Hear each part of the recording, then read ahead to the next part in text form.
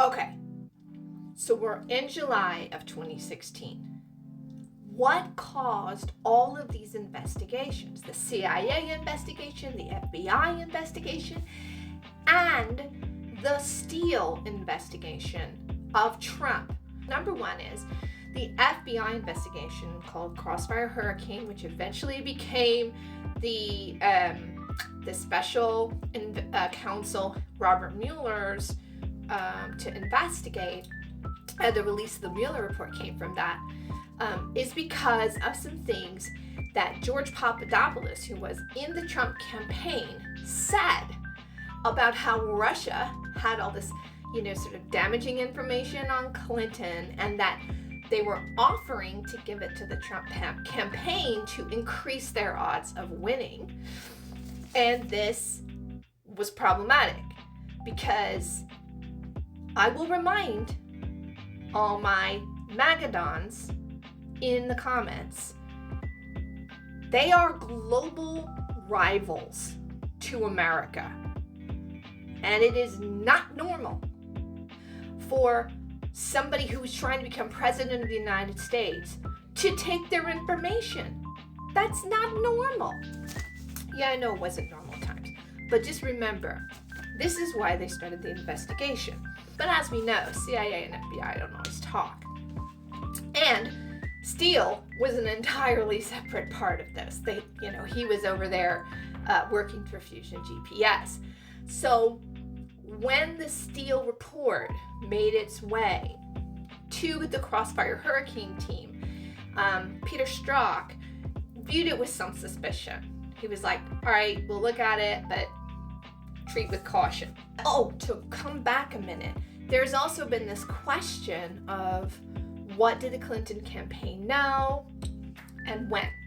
So based on the reporting that was able to be verified, Fusion GPS did not tell Christopher Steele who their clients were, and Mark Elias did not tell HRC's campaign or the DNC, as far as we can see, or the DCC, who exactly was giving him information or what the full content of it was in sort of filtering that information from Steele, and kept it so separate, like it was like a legal kind of firewall, that the first time that Hillary Clinton heard about the Steele quote-unquote dossier was when it was in the media, when it was spilled. Now, interesting, because so much of the allegation was that she set that up. She didn't even know about it, okay? Now, the other thing that happened is that Steele, I think, was willing to kind of just let this thing go through its processes. He handed it over to the right people at the FBI. But then James Comey comes out in October and says they're investigating Clinton's emails, and nobody seems interested in the Trump-Russia connections anymore, and it has his hair on fire. And it occurred to him that in those 2 months that the report sat in the NYC field office for the FBI, it was in the organized crime unit. And one of the most famous individuals who came from that crime unit was Rudy Giuliani. And that if there had been a passing on of the information in that report to anybody in Giuliani's camp, it would have made its way up. And it would have been knowledge of this report in the Trump campaign.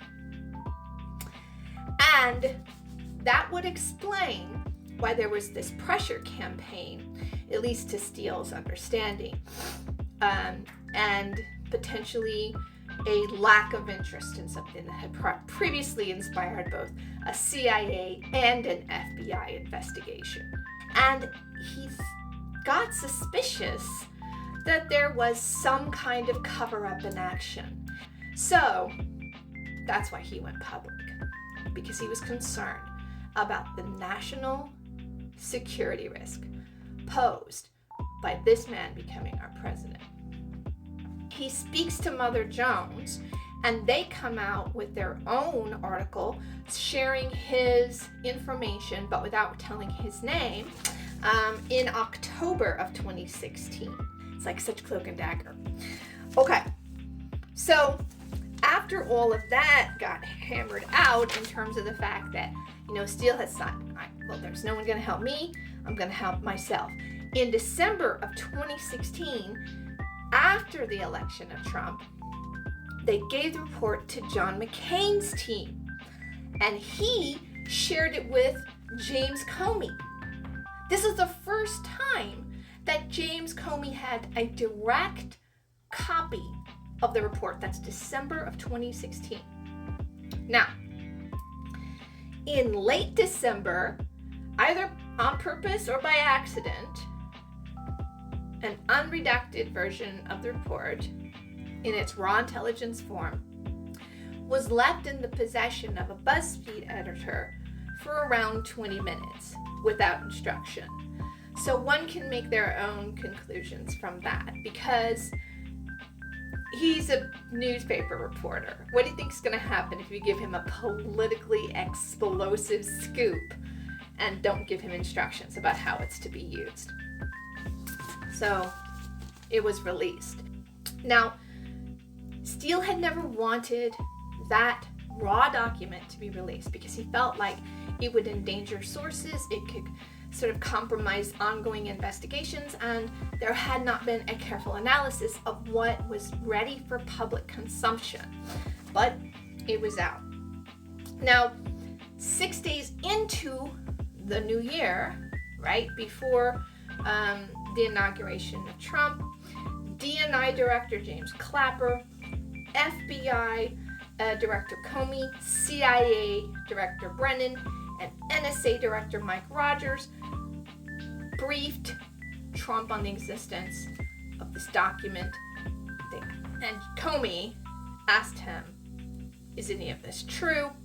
And of course, he denied knowledge.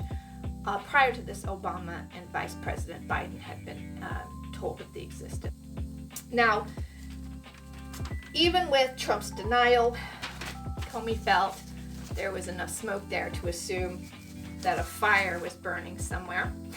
And in May of 2017, he was fired by Trump. Dun, dun, dun. And this is why Robert Mueller was appointed, because that was super sus. Part 3 to come.